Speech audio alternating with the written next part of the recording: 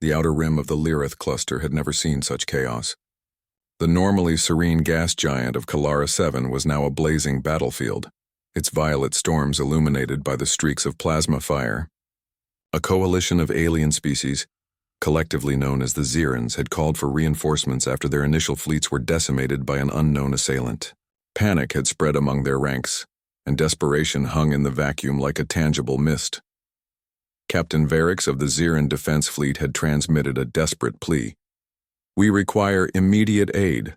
Our fleets, our cities, everything is at risk. Send assistance." But even as he broadcasted the message, his screens flickered with the horrifying realization that no known allied force could respond in time. The Zirans' hope was dwindling, their dread growing, and the galaxy itself seemed poised on the brink of despair. Then, through the darkness of interstellar space, something appeared. At first, it was just a glint, a subtle shimmer against the cosmic void. But as it drew closer, the magnitude of what was arriving became clear. It was a fleet, yes, but unlike anything the Zirans or any other race had ever encountered. Their hulls did not merely reflect light. They seemed to bend it, absorbing and radiating energy in ways that defied conventional physics. These were not just warships. They were terrors of engineering, and yet they moved with the precision of a well-rehearsed symphony. The Ziran commanders watched in disbelief as a single massive vessel emerged from hyperspace at the edge of their beleaguered system. Its surface shimmered in a dark metallic hue, punctuated by luminescent lines of energy that traced patterns no sensor could fully interpret. And then, as if to announce itself to the galaxy, it released a pulse of energy that rippled across the void. Communications, shields, and even the Zirans' planetary sensors registered the pulse, and it brought a momentary, eerie silence to the battlefield. A single message followed. Simple, terrifying, human. "We are here." It was transmitted in multiple frequencies simultaneously: audio, visual, even psychic channels for races capable of perceiving such phenomena, and it did not need translation. Somehow, every living being understood the message. Help had arrived. The Zirans' enemies, the Korath Syndicate, had gathered at the edge of the system, confident in their imminent victory. But as the human fleet's shadow fell upon them, they faltered. Ships that had been charging weapons and deploying boarding drones suddenly stuttered, systems overwhelmed by an invisible force that seemed to anticipate their every move. The humans were not just ships, they were a new kind of threat, a calculus that none of the galaxy's strategists had accounted for. Admiral Helena Voss, commanding the lead Terran battleship USS Aegis, observed the battlefield through her tactical viewport. Her eyes, sharp and unyielding, scanned the holographic displays with a precision born of countless campaigns. She was no stranger to warfare, but even she could not suppress a sense of awe at what lay before her. Entire fleets frozen, not by brute force, but by the presence of humanity itself. "Deploy the countermeasures," she commanded, her voice calm but authoritative. "We will engage, but remember, intimidation is as much a weapon as firepower." As the human fleet advanced, smaller vessels peeled off, creating complex formations that the Zirans had never seen. They were fluid, dynamic, almost organic in their motion, yet there was no hesitation, no miscalculation. Every maneuver was calculated, almost instinctive, as if the ships themselves were extensions of the crew's minds. And when they fired, the effect was devastating. Energy beams carved through enemy armor with surgical precision, striking not just at ships but at their most vulnerable systems. Entire battle formations crumbled within minutes.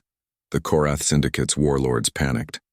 Their largest dreadnoughts attempted to charge, to force the humans into a conventional battle. But even that proved futile. The humans anticipated every move, countering before the threat could materialize. To the Syndicate, it seemed as though their enemies could see into the future, predicting every action with uncanny accuracy. And in a way, they could.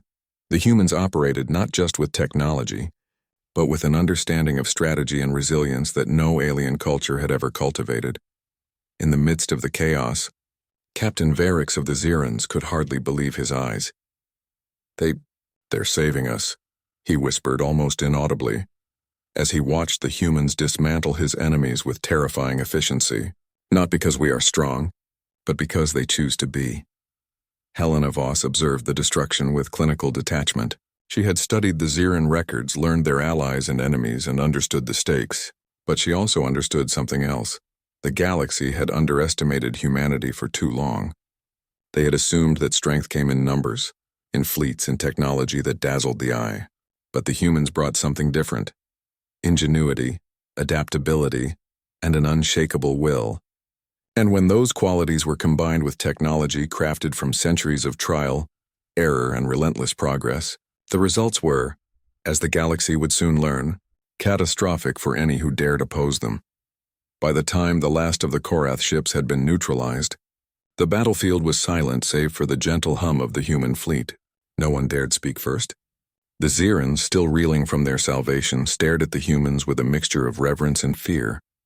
The Korath survivors fled, abandoning entire sectors, their pride shattered, their confidence destroyed. Helena Voss addressed the Zirans, her voice carrying across the comm network. "We came because you called for help. But understand this: humanity does not fight because it must, but because it chooses to. The galaxy will learn to respect that choice, or it will suffer the consequences." The message was clear. The humans had arrived, and the galaxy would never be the same. For centuries, civilizations had assumed dominance, believed themselves untouchable. Now they had glimpsed the reality. There existed a race that did not simply react, but reshaped the very rules of engagement. A race that would not be ignored. As the human fleet departed, leaving the Zirans' homeworld in safety, the stars themselves seemed to shimmer with a newfound tension. Whispers traveled faster than light, spreading tales of the arrival that shook the galaxy, and somewhere in the darkest corners of space, those who had survived the encounter trembled. They had been warned, by a simple phrase spoken in a way that transcended language, race, and fear. "We are here." And from that moment on, every species knew. When humanity arrived, everything changed.